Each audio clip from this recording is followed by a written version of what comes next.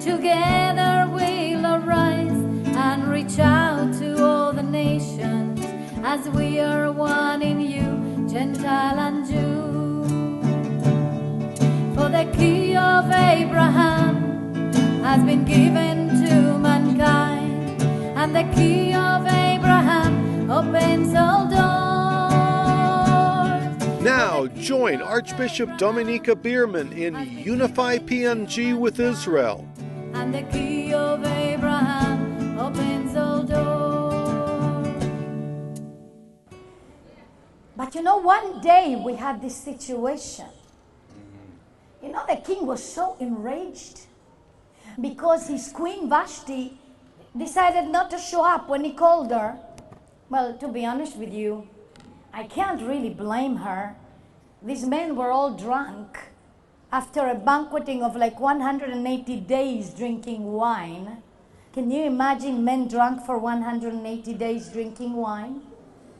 And then that Queen Vashti was called where the men were completely drunk and who knows what they were doing.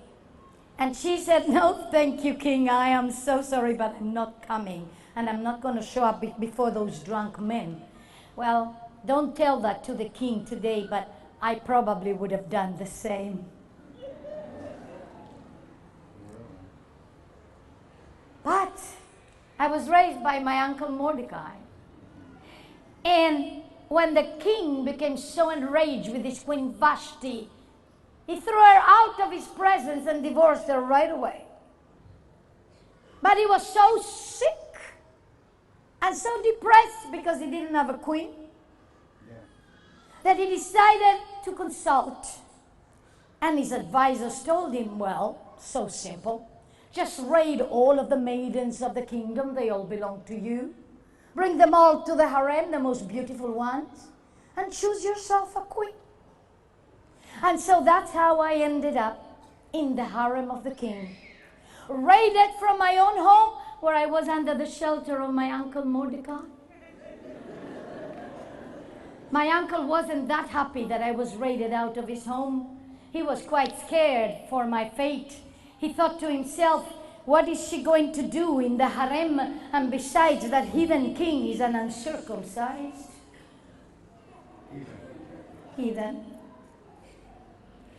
And so my uncle Mordecai let me go to the harem, not because he wanted to, but because the soldiers of the king came and grabbed me by force like they grabbed every other maiden in the kingdom that looked fair to them.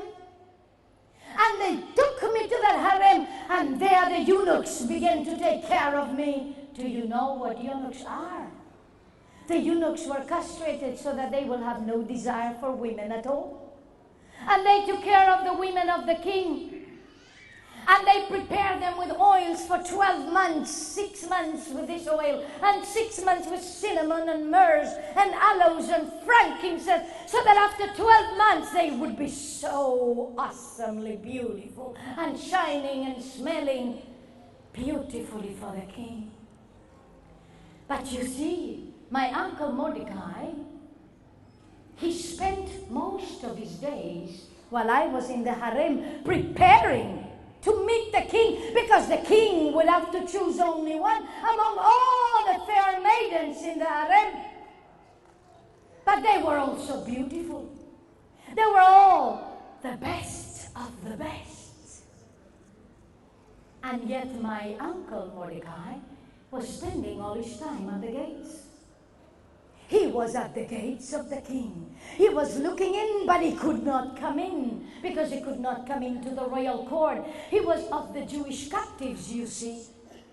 And yet, nevertheless, he was there at the gate. At the gate, he was looking and watching and guarding for his Hadassah, whom he had said, now you will be called Esther.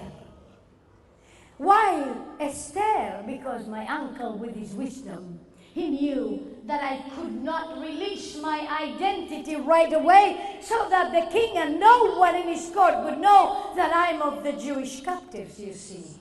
And so he called me Esther.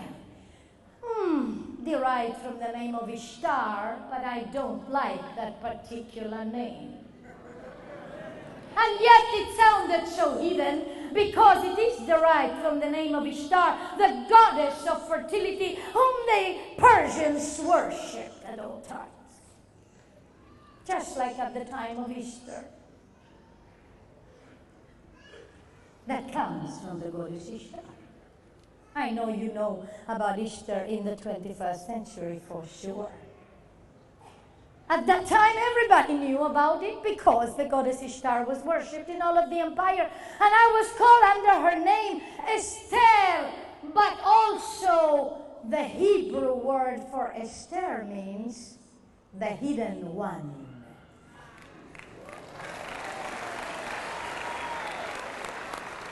So my uncle in his wisdom, he played with the words so that in the Persian Empire they will approve of the name because it was the name of a goddess. What best for the king if not an Esther that he thought was an Ishtar. But nevertheless, it was an Esther, a Jew, a hidden one.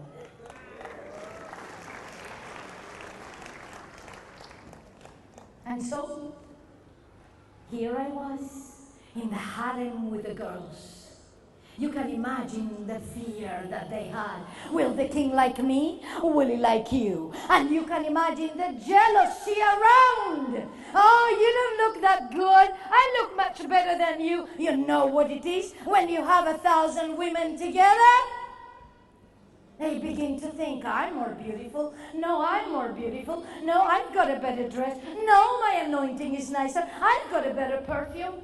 But Esther, she didn't mess with things such as that. She was a noble character, and she did not take any part in the jealousy or the competition. And in fact, before they would be taken to the king, every one of them was allowed to choose for themselves the dress and the jewelry they will bring in. And they would go to the amazing, oh, you can imagine the wardrobe in that harem. You can imagine the pearls, and you can imagine the diamonds and the emeralds and all the jewelry of the world. And they would go into that wardrobe and they would begin to pick for themselves that which would be more brilliant, more shiny, better showing, maybe more revealing. But not Esther. When her time came to go in, Esther went to the eunuch Hatak, the one that had been taking care of her from the beginning because she had favor in his eyes. And she said to Hatak, Hatak, I don't want to choose my wardrobe tonight. I want to entrust the decision to you because you know the king much better than I, and you know what the king will like.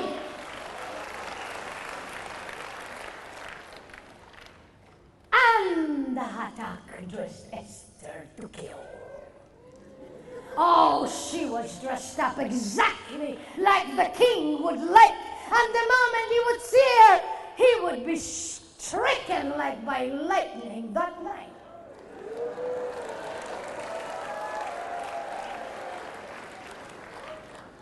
But you see, under the command of Mordecai, Esther had not revealed her name nor the nation she belonged to yet.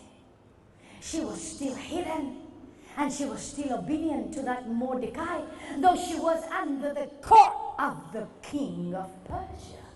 Because her upbringing taught her to be obedient to authorities and to parents and to those that would raise her. Honor your father and mother was one of the commandments that she had learned. And though she had no father and mother, Mordecai had become her father to her. The Torah was preserving Esther all the way. And then she went to the king. The king fell in love, irreversibly, undecided. She is going to be the one. And Esther became queen that night. Within 24 hours, a banquet was thrown, and all of the kingdom gathered around and danced and praised the queen of the Persian Empire that day.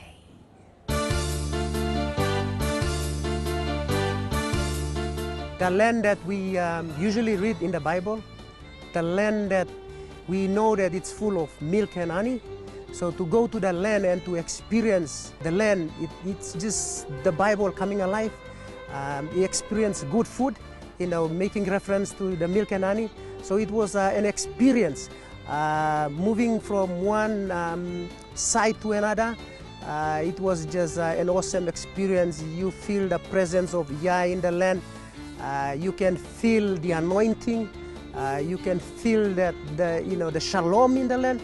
So I encourage those that are watching, come to the land and feel the glory, feel the presence of Yah, and walk through to the land. You will see that the Bible is coming alive. However, Mordecai stayed at the gate. And you said to yourself, when you read the book of Esther, why is he all the time at the gate? And he's all the time at the gate because the gate was a place for justice. The gate was a place of gathering for the people, and even it was the marketplace. And also at the gate is where you could hear all the things that were going on in the city. And indeed Mordecai heard one day that there were these eunuchs that were trying to kill the king and murder him and just dispose of him away. And he went ahead and he warned the king that somebody wants to murder you, O king of Persia. And indeed it was overturned because of Mordecai, the Jew, that stood up for the king. And that very act of kindness on Mordecai's side, that was listening at the gate for every little piece of information that would come, because he was worried about Esther and he was caring for her and he wanted her to be very protected, and because the king of Persia had become her husband, he wanted to protect him too. And because of that, one act of kindness to the king one night was asleep, bothered in his sleep, and he was woken up. And he thought to himself, quickly, bring me the books of the Chronicles. And he read about Mordecai the Jew that had thwarted this terrible plan to murder him. And he said, has something been done to honor this Jew? And they said to him, no, king, nothing has been done to honor this Jew. But I am advancing in the story, because before that happened, this is what happened. A very wicked man, a son of Agag, an Amalekite. And how many of you know that Yahweh has a battle with Amalek from generation to generation? And how many of you know in Exodus 17 that he said that I will raise up the memory of Amalek, erase it from the face of the earth? And how many of you know how King Saul lost the crown because he didn't kill all of the Amalekites like he was told by the Most High, and he left the Amalekites alive, and because of that Haman could be born, a son of Agag of Amalek. Now you understand why did King Saul lost the crown. What's the big deal about not killing all of the Amalekites? The big deal is that if one is left alive, it can raise a progeny, and then the fruit of Agag comes to fight the same Jews that he tried before in the desert. And that's the same for us tonight. When we leave just a little snake, when we leave just a little snake of lies and of replacement theology, just a little snake, believe me, it can multiply. And it can come back again to fight exactly and even worse than before. Because at this time in Persia, that son of Amalek rose up, Haman, became the advisor of the king. And when he saw that Mordecai, the Jew, my cousin, that raised me up, was at the gate day and night, and he refused to bow down before Haman, the advisor to the king, he became enraged. And when he heard that Mordecai is a Jew, his blood of Amalek began to boil within him, and he began to plot, how can I dispose not only of Mordecai the Jew, but of all the nation of the Jews altogether, and erase them from the face of the earth. And Mordecai refused to bow before the advisor of the king. He refused because he knew that the Bible had said that Yahweh would erase the memory of Amalek from the face of the earth, and therefore a Jew would never bow down before a Haman or an Amalek or any man, because it would have been idolatry. And so we have a problem here. We have a serious problem here. Because Haman now, he has been able to convince the king to exterminate my people. But I didn't know anything about this. I didn't know that Haman had convinced my husband, my king, the king of Persia, to annihilate my very own people. But Mordecai heard of the decree, and in sweat and ashes he broke and he tore his garment, and he put ashes over his head, and he came to the gate of the king, weeping and with supplication, and spoke to my eunuchs and said, go and speak to Queen Esther and tell her of this royal decree that was cast by the lots, Purim, so that on the months of Hadar, the 12th month of the biblical, the Hebrew calendar, there will be 2 days of annihilation of the Jews during Adar 13. And then Adar 14 was added as well later on. But Adar 13 was to be this day, the day of the annihilation of all of the Jewish people. Imagine if that would have happened. Imagine if Queen Esther would have not known. Imagine if Mordecai would have not been at the gate. Imagine if he would have decided not to fight. I wouldn't be here today. My husband, Rabbi Baruch, wouldn't be here today. But you know what? Who wouldn't be here today? Yeshua, the Jewish Messiah, wouldn't be here today. Because that means the people of Israel would have been annihilated before the Messiah came. And therefore there would have been no tribe of Judah and no Jewish people and no house of David and nobody to give birth to the Jewish Messiah. And if there wouldn't have been anybody to give birth to the Jewish Messiah, then there would have been no hope and no salvation for any nation of the world. Not even until the ends of the earth. But because this Mordecai came with dust and ashes and told me through my eunuchs, because he couldn't see me, he couldn't be in my presence. I was royalty and he was a captive Jew.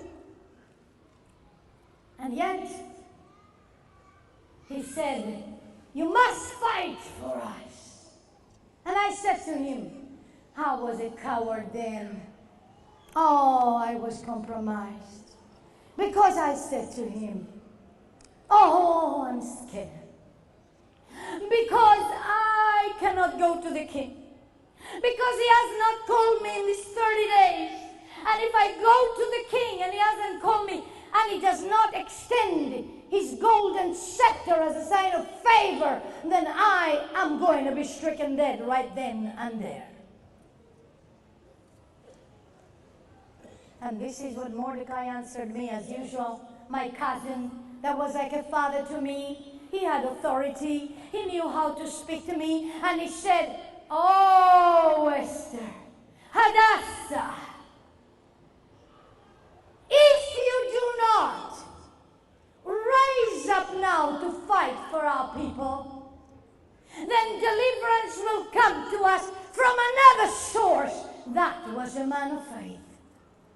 But you and your family will perish. And who knows if you have come into the kingdom for such a time as this.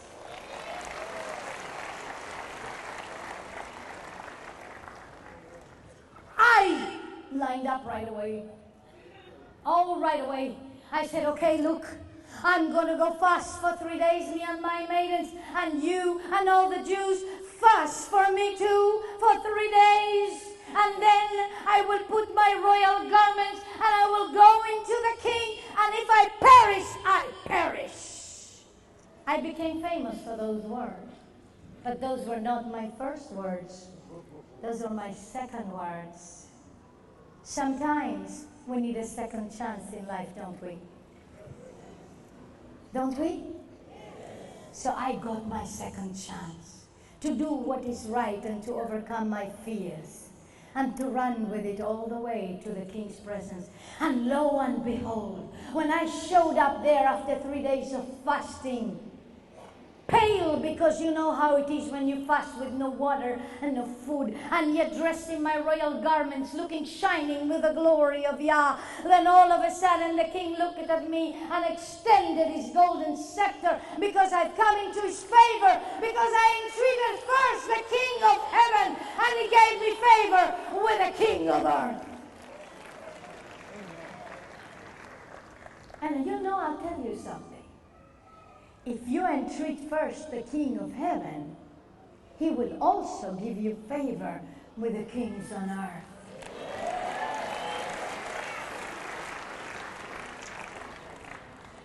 So many people, they want to be popular. And they go to entreat the kings on earth. And they go and flatter them and make them feel good. Tell them all bunch of lies and hypocritical things just to make them feel good so that they can have favor with them. Buy them. Maybe even bribe them. I'm sure I'm not talking to anybody tonight. They just want popularity. That's not the way.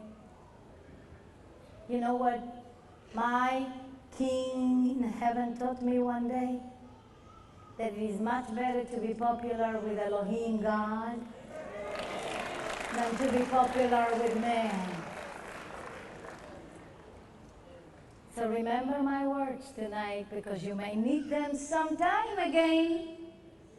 That when you entreat the King of heaven, he touches the kings on the earth.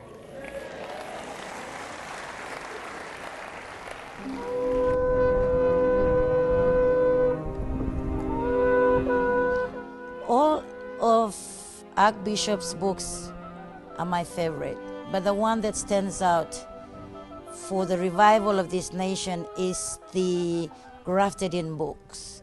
And that books have actually transformed lives of governors, of preachers, of prayer warriors, of unbelievers. And that book is so powerful that it can be used as preaching tools for pastors. And I encourage pastors to actually get all the books. But the one book that I see transforming lives of political leaders, political government heads, is the Grafted In book.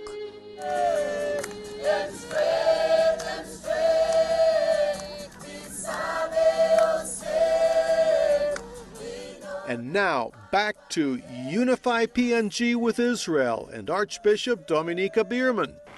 And what happened then? Oh, well, he said to me, Queen Esther, what do you want? What's your desire? Oh, my king was telling me that I could ask him for anything. And he said, even up to half my kingdom. Until then, he had the whole kingdom. I wasn't ruling over half his kingdom. But from that moment, I became the Queen Esther that I was supposed to be from the beginning of time, because now I co-chair the throne with the king of Persia. He had half the kingdom, and I had half the kingdom. So we ruled together, and it wasn't a woman in the harem, but a queen on the throne.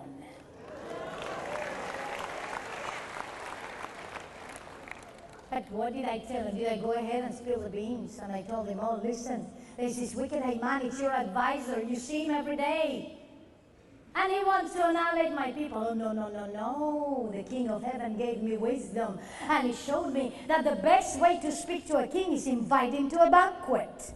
Just go and have a nice time of dining and drinking, and then when his heart is happy within him and he's simply relaxed, then spill the beans. But no, I wouldn't do the banquet one time. I did it 2 times. But little did I know that between the first banquet and the second banquet, that wicked Haman had already plotted and had planned to hang my cousin Mordecai from the gallows. Because he was so upset that again he was at the gate, and again he was in sackcloth and ashes at the gate, and again that Jew did not bow down before him, and he was so upset that he went home to his wife, and he went home to his children, and he said, come on, I am so upset, I'm happy that Queen Esther invited me to the banquet. Oh yes, that means I'm very important, because she invited me, I'm the king, but I'm so upset. His pride brought him down. He was so upset. I said, I've got to do something because this Mordecai bothers me. Every time I pass through, he is standing erect and he's not bowed down before me. Everybody else falls to the floor and pays me homage, but not Mordecai. He's just standing like a soldier and he would not bow down before me. And as long as he's still there at the gate, I am not a happy camper. And that was between the first banquet and the second banquet. My. I didn't know, because his wife gave him an evil counsel. And the wife said, you know what? Don't you have those gallows over there prepared outside? Well, why don't you go ahead and hang Mordecai in it? Prepare those gallows. Make them as tall as you want to make them, and then hang him, and then happily go to the second banquet that Queen Esther had prepared for you. Can you imagine, between my first banquet and my second banquet, in the middle of the banquet, my cousin, the apple of my eye, like a father that raised me, the one that has been protecting the people, and he's the one that provoked me to show up as a queen instead of as a... This message by Archbishop Dominiquae Bierman will continue in the next program of UNIFY PNG with Israel.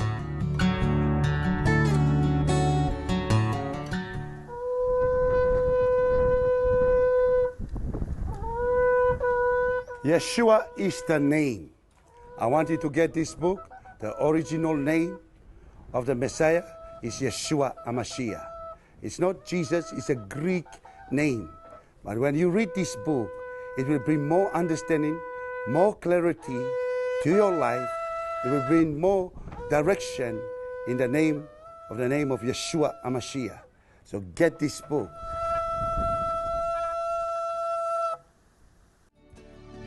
I will bless them that bless thee.